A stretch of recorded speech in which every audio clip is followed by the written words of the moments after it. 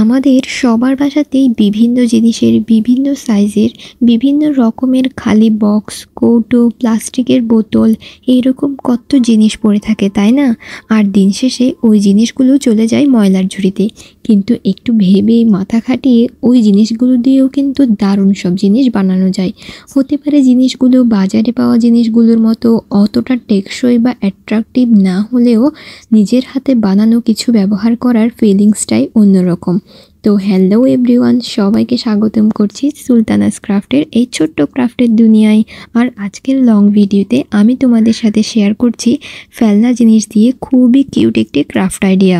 যেমনটা তোমরা ভিডিওতে দেখতেই পেলে, এখানে আমি ব্যবহার করছি একটি টুথপেস্টের বক্স, যাকে আমি আমাদের বাসার ময়লার ঝুড়িতে যাওয়ার হাত থেকে বাঁচিয়ে দিলাম।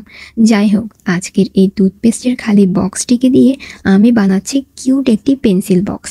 আর এটা বানানোর প্রসেসটা খুবই সিম্পল, তোমরা দেখতে থাকো। প্রথমে এই বক্সটিকে একটি নির্দিষ্ট সাইজ করে 3 দিক থেকে কেটে নিতে হবে। তোমরা কেউ যদি খুবই ছোট হও তাহলে এই কাজটি কিন্তু করার জন্য বড় কারো হেল্প নেবে অবশ্যই। আচ্ছা, এইবার যে দিকটি আমরা কাটিনি ওই দিকটি আমরা ব্যবহার করব বক্সের ঢাকনা হিসাবে। আর এই জন্য ঢাকনাটিকে তো আটকিয়ে রাখার ব্যবস্থা করতে হবে, তাই না?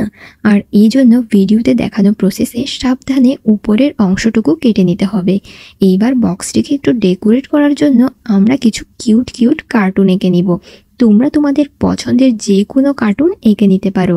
আচ্ছা, আজকে আমি এই যে কার্টুনটি আঁকছি ওটার নাম যদি তোমরা জানো তাহলে আমাকে কিন্তু কমেন্টে লিখে জানাতে পারো। কার্টুনটি এঁকে রং করে নেওয়ার পর এইবার ওই কেটে রাখা বক্সটিকে জামা পরানোর পালা। কালার পেপার দিয়ে বক্সটিকে খুব সুন্দর করে সাবধানে কভার করে নিব। আমি আমার পছন্দের নীল রঙের কালার পেপার ব্যবহার করছি এখানে। তোমরা তোমাদের পছন্দের যে কোনো রঙের কাগজ ব্যবহার করতে পারো।